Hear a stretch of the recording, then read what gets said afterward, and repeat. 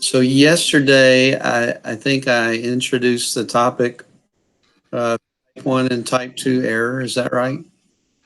Talk about that at all yesterday? No, we didn't get to that. We didn't get to it yesterday. Okay. All right. We should have you show us the answers to Let those me. questions.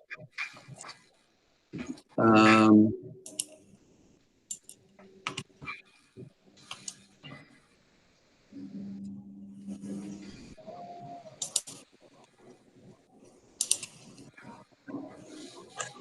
okay. So, but we did talk about the batteries example, right? I think we talked about the batteries. Um, yeah. Okay. So let's talk about what is type 1 and type 2 error. Um, the green box is something you'll want to have handy. I'm quite certain you'll be tested over this. Type 1 error occurs when we reject the null hypothesis when in fact it's true. Type 2 error occurs when we fail to reject the null hypothesis when it is in fact false. So this diagram here, I think, kind of helps us look at the situation correctly. Okay, so we got two variables up here. One is the truth about the population. The other one on the left here is the one on the left here is what we get from our sample. In other words, p hat or x bar. And so the truth about the population, either the null hypothesis is true or the null hypothesis is false. So if it's false and we reject it, then in this box here, we celebrate. Yay, we've made the right decision. If, however, the null hypothesis is true and we, in fact, somehow reject it, that's type 1 error.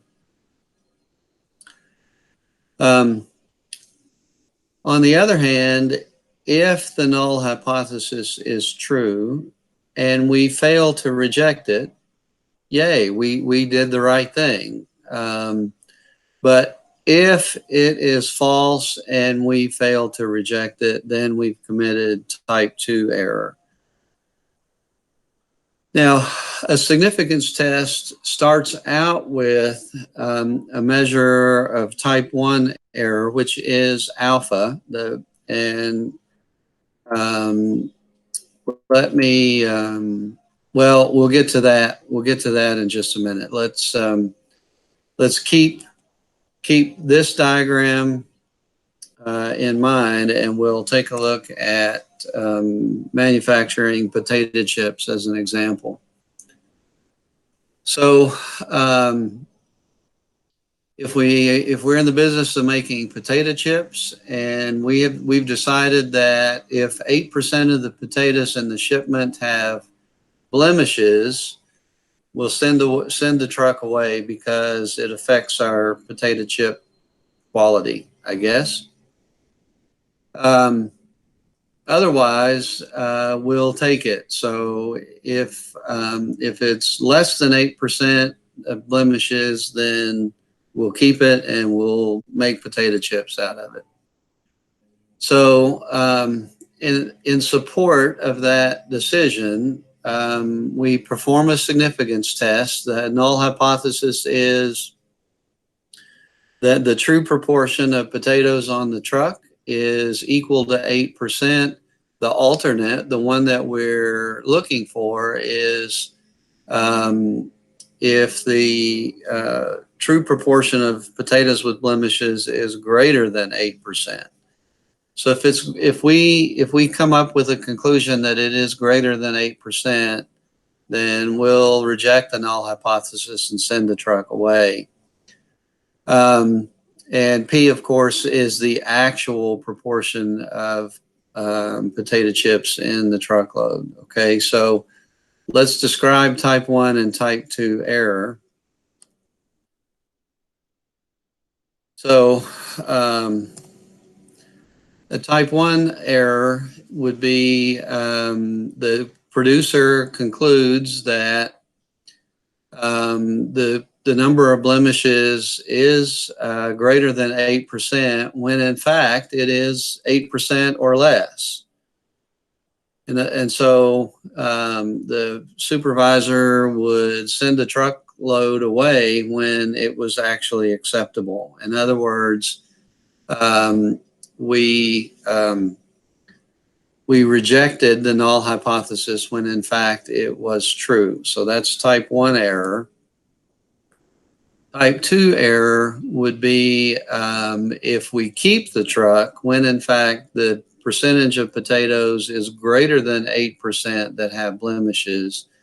So the producer, the supervisor keeps the truck of potatoes when there are more than 8% with blemishes, and we get more potato chips with blemishes that we don't like.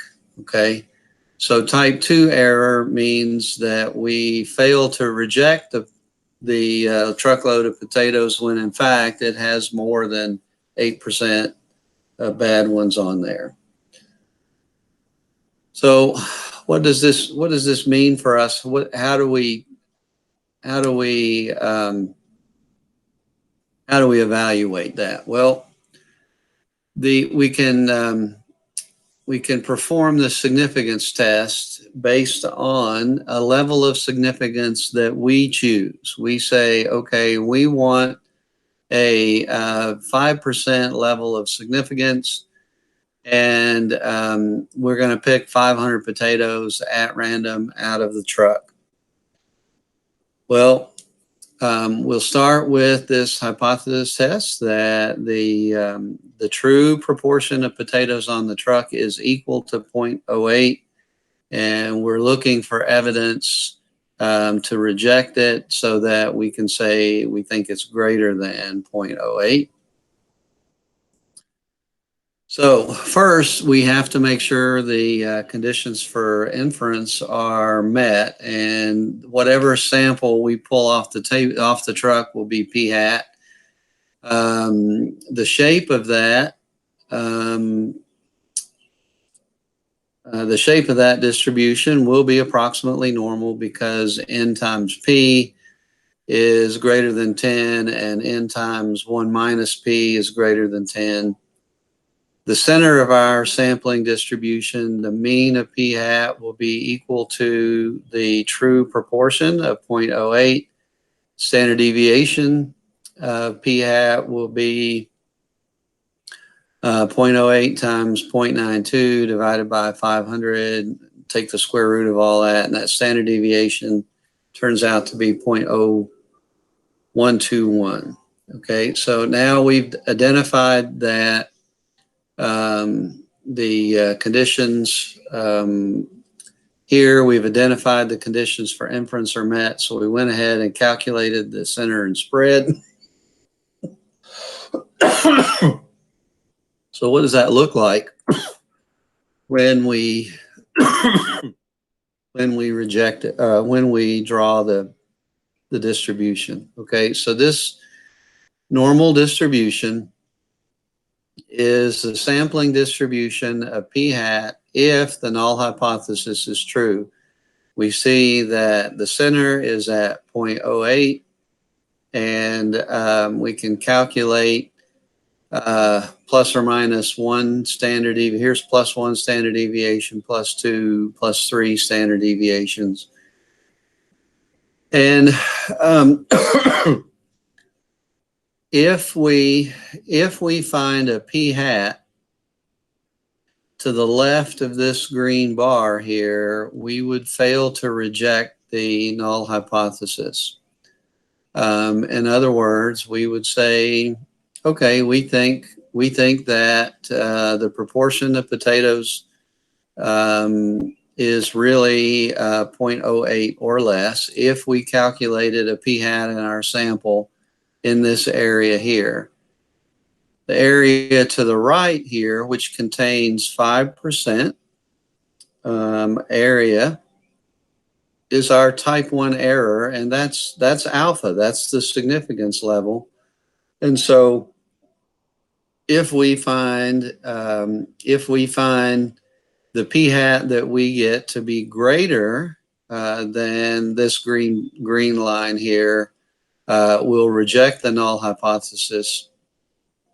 I'm sorry, we'll accept the null hypothesis when in fact it's false, and that's type 1 error.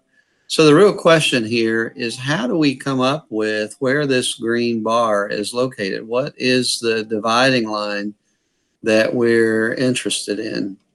Well, this p-hat turns out to be 0.0999, and the way we get that is there are a few ways to calculate that, but perhaps the easiest one is to simply recognize what we've got here. Let me set up camera. I'll show you a simple calculation.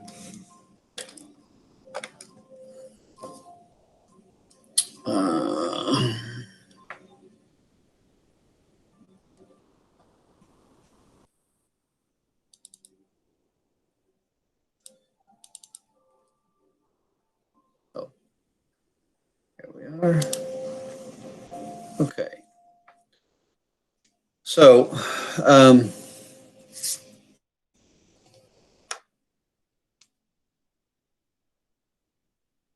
let me resketch the graph here. The mean of p-hat is 0.08. The area to the right of the tail, the probability here is 0.05. And our standard deviation, sigma, is 0.0121. Okay, so basically what we're going to do is we're going to do kind of an inverse normal calculation. We know the area. We want to find what is this line in the sand that we don't want to cross. In other words, if the sample of 500 that we pull off this truck falls in this area to the right, we want to make sure that we don't accept the null hypothesis. Well, so to do an inverse normal calculation, what we have to do is take table A, and this area here is 0.05. So the area to the left of this line is going to be 0.95. So we'll take table A and we'll search for a value close to 0.95.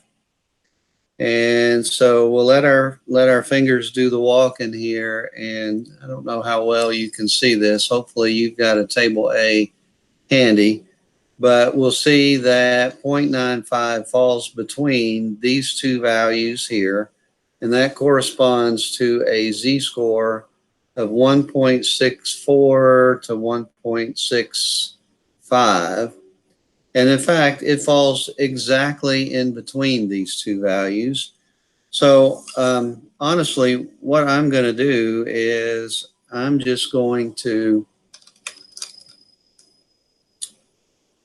I'm going to kind of interpolate a little bit here, and I'm going to say it is halfway in between 1.64 and 1.65. I'm going to use a z-score of 1.645. One of the reasons I do this is because alpha equals 0.05 is a very common significance level. And this value is so precisely in between those two z-scores. I feel confident that it's a good idea to just go ahead and do the interpolation. Okay, so now I'll go back to my my z-score formula, which says for a sample proportion, p hat, the value that I get in my sample, minus the population proportion, p, divided by the standard deviation of p hat. Okay, well, so now we need to calculate the standard deviation of p hat, and we've got that up here, 0.0121. We did that calculation just a second ago. So I'm just going to plug in what I know. I know this guy, I know this guy, I know this guy. I'm looking for this one, so I'll just plug in the values I know. 1.645 equals p hat minus the population proportion 0.08 divided by 0.0121, and if I do that calculation,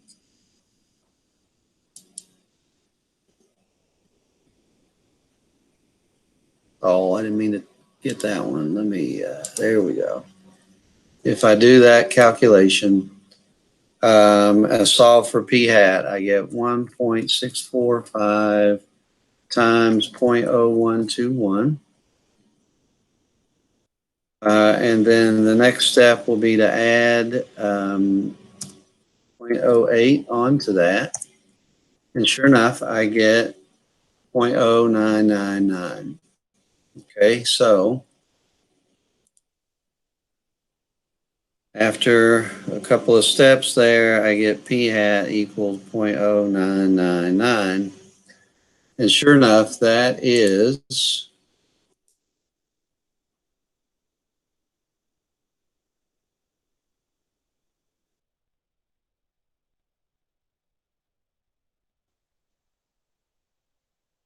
that that is kind of the line drawn in the sand at a significance level of 0.05.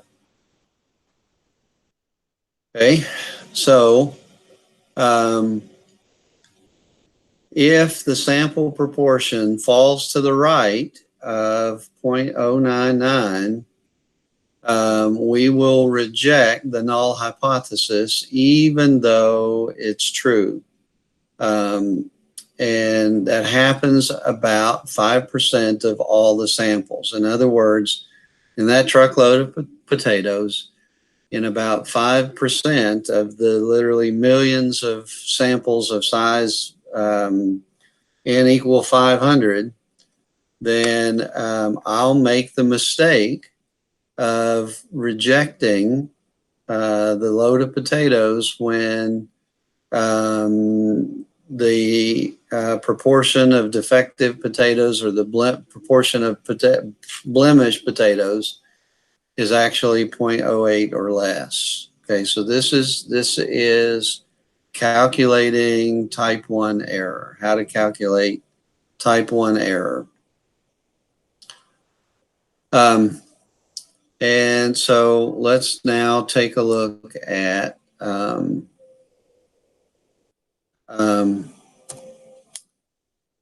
what we've just talked about here, the significance level. The significance level alpha is the probability of a type 1 error. In other words, alpha is the probability that the test will reject the null hypothesis when, in fact, the null hypothesis is true.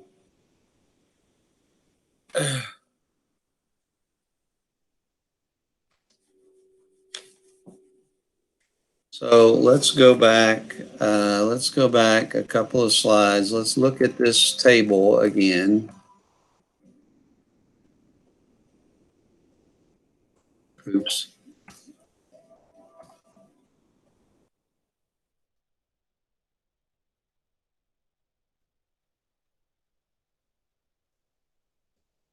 went too far back. Now this is the table I want right here. And I'm going to sketch it on the board where I can kind of write.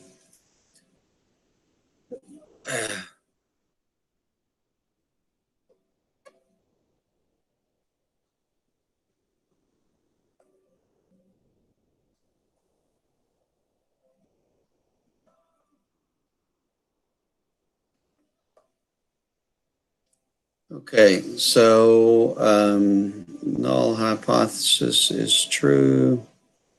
Null hypothesis is false. Our choice is to reject the null hypothesis, or we fail to reject. Notice here, these are the two types of language that we want to use. We want to either reject the null hypothesis, or we want to fail to reject. We never want to say we accept the null hypothesis. Okay, so let me bring the screen back up here. Okay, so here's that table again, and so we have if the null hypothesis is true. Let's just look at the case where the null hypothesis is true. We have two decisions to make. We can reject it, or we can fail to reject it.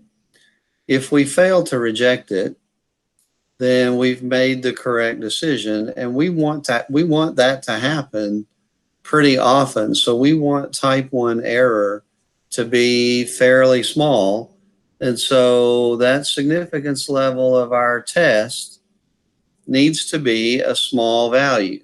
Alpha needs to be a small value. Now, how small is small? It depends on the scenario that we're dealing with. Can we live with making a mistake 5% of the time? Or do we need to be more careful and only make this mistake of rejecting the null hypothesis when in fact it's true, say 1% of the time?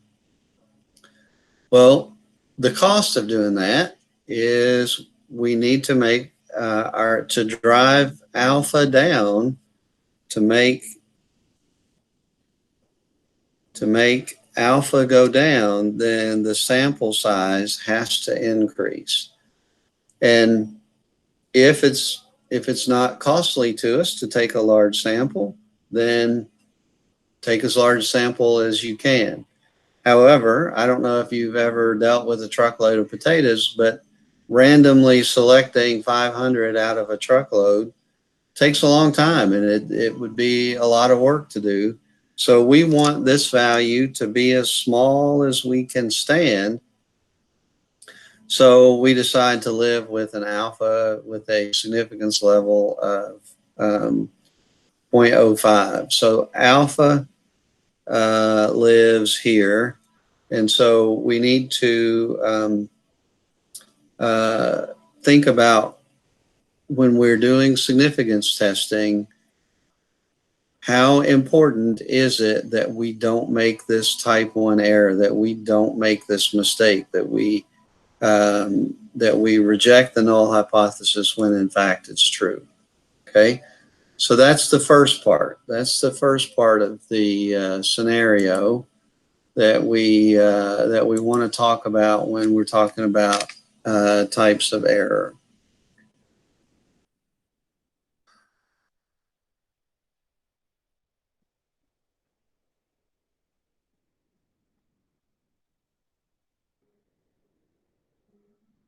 Okay, so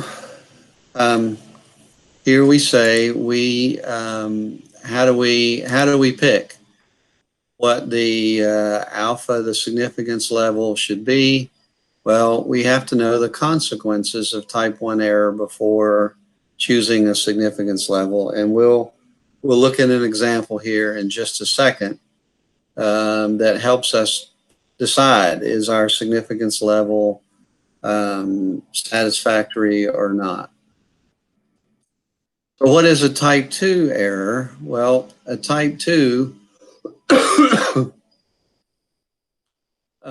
error is committed when we fail to reject the null hypothesis and it is really false. In other words, with regard to our truck of potatoes, we would say, the number of blemishes is 0.08 or less, when in fact, the reality is it is greater than 0.08. That's type 2 error.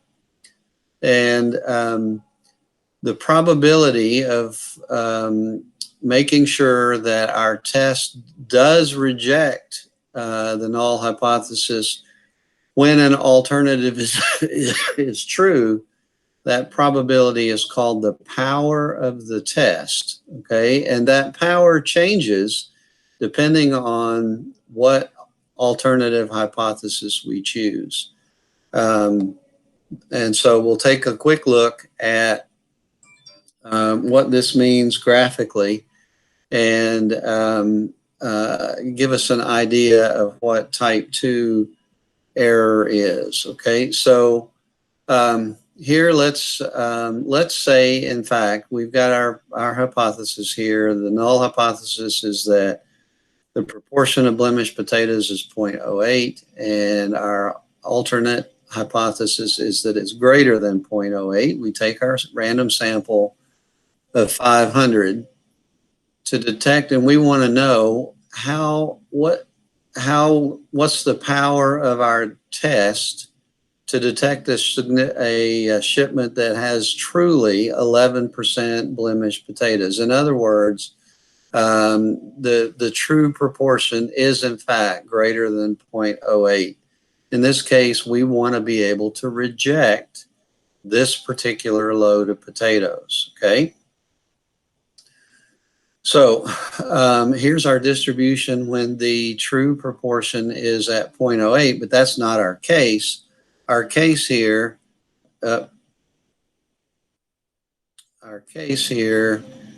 is that the true proportion is in fact 0.11. So the center of our distribution is 0.11. Here's our p hat of 0.099 that we calculated a little bit ago. And so what happens if we get a sample proportion less than 0.099, then we're going to accept, or we're going to fail to reject, sorry, I used the word accept. We're going to fail to reject the load of potatoes when in fact the true proportion of blemished potatoes is greater than 0.08. And so the probability of committing type 2 error here is 0.2483. So about 25% of the time, we will fail to reject the load of potatoes when in fact the true proportion is 0.11. Now, on the other hand, about 75% of the time we'll make the right decision. About 75% of the time we would recognize that the hypothesis is false, and we would reject it, and we would say the true proportion is greater than 0.08.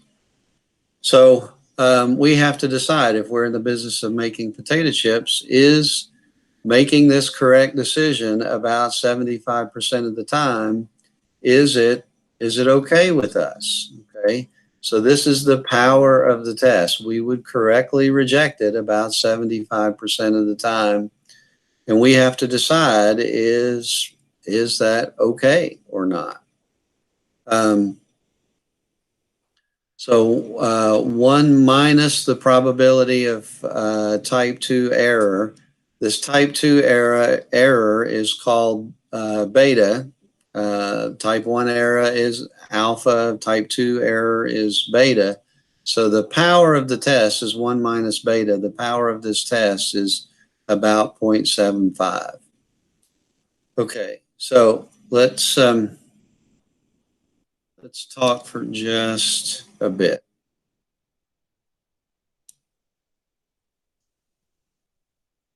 I've gone through a lot of detail, and these notes I sent you yesterday, you should have everything that's on those slides. You should have that in front of you. The good news is that this is a pretty detailed calculation. The good news is this. As I said yesterday, I think I've looked at every open response question since the AP exam was given in 1997. I think I have. There's probably one or two that I may have missed. But I have never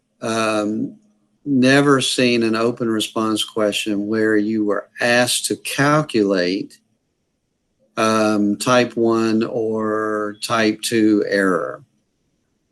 Usually what happens is you're asked to describe or discuss what type 1 and type 2 error mean in the context of the question.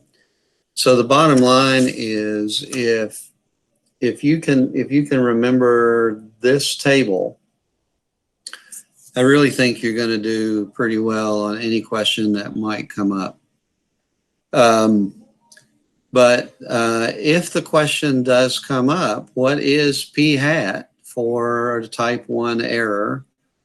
Then, I mean, you can still calculate it. We've been through that calculation many, many times. You just have to recognize that you're doing an inverse normal calculation where the error in the right-hand tail of the graph is equal to the significance level, whether it's 0.05 or 0.01, whatever the value is, and then you just calculate the z-score from that and I'm sorry, look up the z-score from the table, plug that into the formula just like we did before. So I really think that the most likely type of question you're going to see is very similar to the one I want to share with you as our example today. And so if you've got your textbook, open up to page 547, flip over to 547. And if you don't have it, don't worry, I'll read through it and you can come back to it a little bit later. Well, we're going to look at exercises 19 and 20 here. And basically, we're going to be asked to state the hypothesis for a significance test. We're going to describe type 1 and type 2 error, and then we're going to talk about which one is more serious, which is worse, to commit type 1 error or type 2 error. And these are the type questions that I have most often seen in previous open response questions. So here's the context, and it's a fairly long scenario, so just be patient, but you can read along with me as I go through it. Slow response times by first responders like paramedics, firefighters, policemen can have serious consequence for accident victims. In the case of life-threatening injuries, victims generally need medical attention within 8 minutes after the accident. Several cities have begun to monitor emergency response times. In one such city, the mean response to all accidents involving life-threatening injuries last year had a mean of 6.7 minutes. The emergency personnel arrived within 8 minutes after 78% of calls involving life-threatening injuries last year. Okay, so those are two different statistics describing the same population. One statistic is the mean response time. The other statistic is the proportion that got there within 8 minutes. And so the city manager shares this information and encourages first responders to do better. At the end of the year, the city manager selects a simple random sample of 400 calls involving life-threatening injuries and examines response times and examines the response times. Okay, so let's take a look now at question 19. Question 19, we're going to be asked to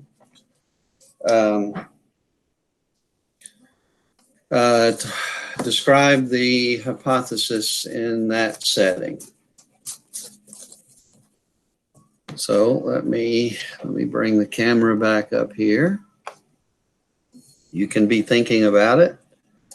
And while I'm getting set up here. Okay. So, question 19,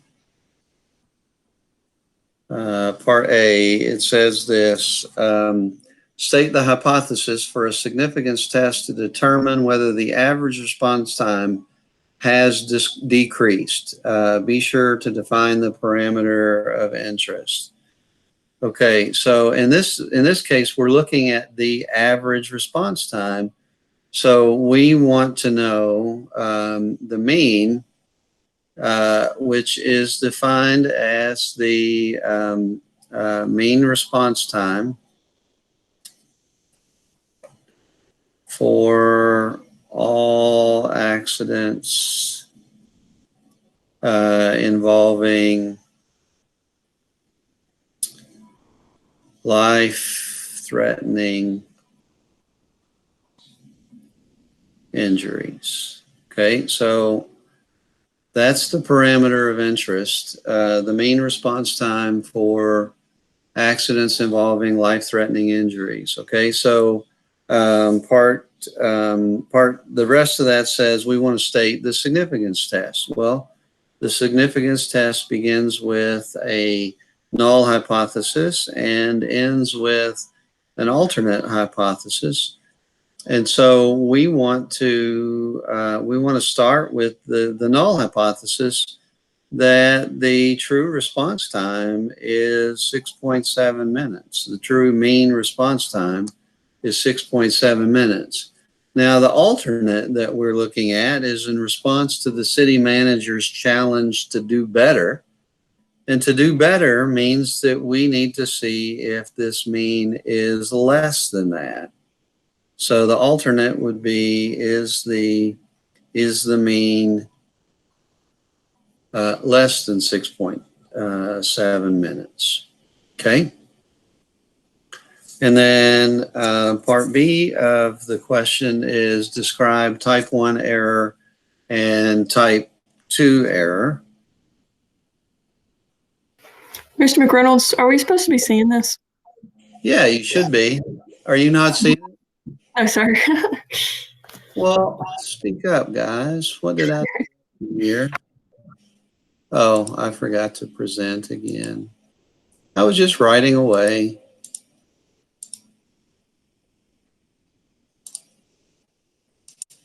That better? Now can you see that? Wow. Sorry. Okay. So where were we? The type 1 error. Type 1 error is that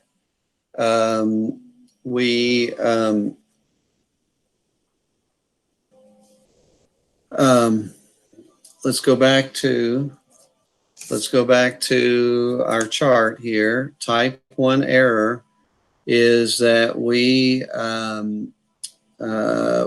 reject the null hypothesis when in fact it really is true.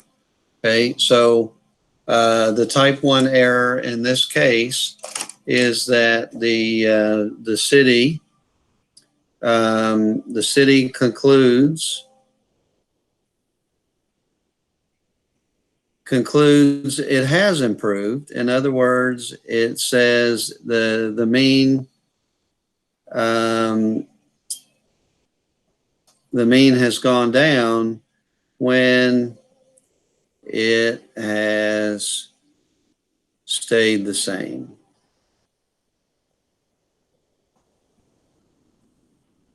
Okay, so the type 1 error says we're going to reject the null hypothesis. In other words, we'll find in favor of the alternate hypothesis, and we think that the mean is really less than 6.7 when in fact it hasn't changed, or worse, it gets worse. Okay, so the type 2 error, look back at our table, is when the null hypothesis is in fact false, and we fail to reject it. So in context here, the city says, or the city concludes, let me get this up here, concludes that the response time has not improved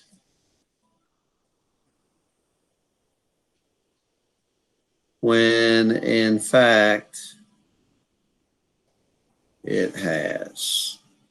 Okay, so in other words, type 2 error would be in this particular case, the null hypothesis, which was that the mean response time was 6.7, is no longer true, and we fail to reject it and say that the alternate hypothesis is true, where it has actually gotten better.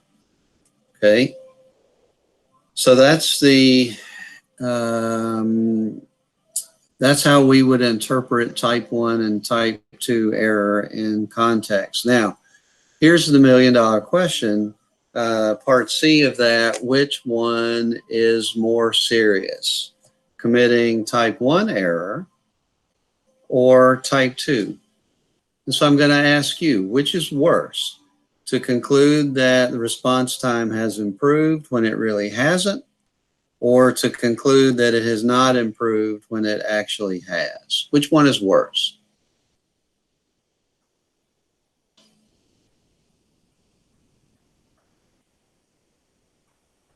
Neither one of them are good. That's why we call them errors. But which one is worse? Type 1.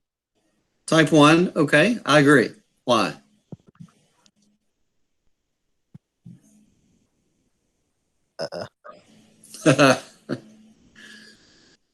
Okay, so type 1 error in this particular case is worse because if we think that we're getting better when we're really not, then we're going to rest in a kind of a false sense of security. And so we won't be doing things to improve emergency response. We will be satisfied that our emergency response is better, and we won't do anything to get better.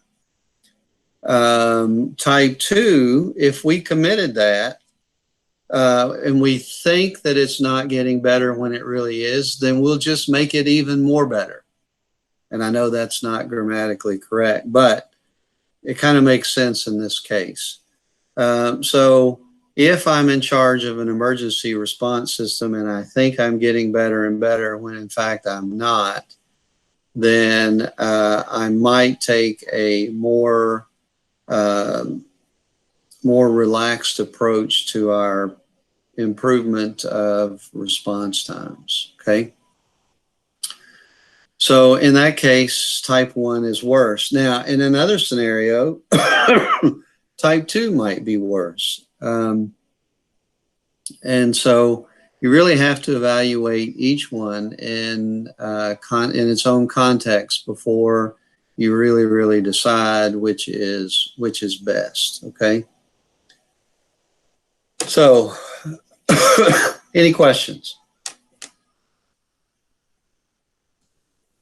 All right. Well, let me stop right here, and what we'll do is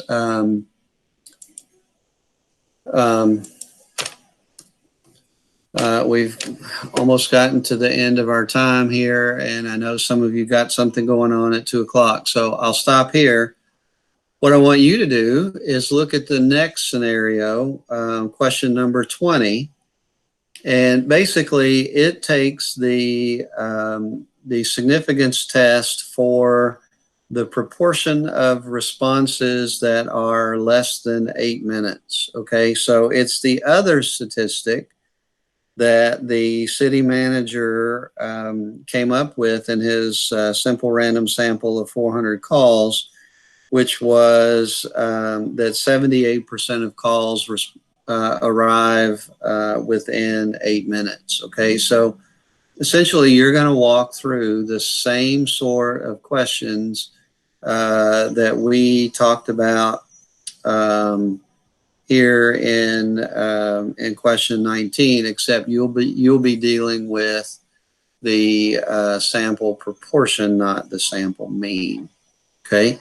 So first thing you'll do is you'll write your significance test, define what P means, state the null and the alternate hypothesis, describe type 1 and type 2 error, and then in your opinion, describe which one is more serious, committing type 1 or type 2 error.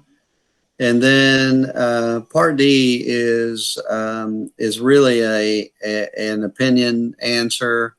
So give me your best opinion. Tell me what you think, and we'll see what we come up with there. Okay. So for Monday, question number 20 on page 547. Any questions? All right, gang. Y'all have a great weekend. Looks like we're going to have some great weather today and tomorrow. Get out, enjoy it, manufacture some vitamin D, and I'll see you on Monday. All right? Have a great weekend. You too.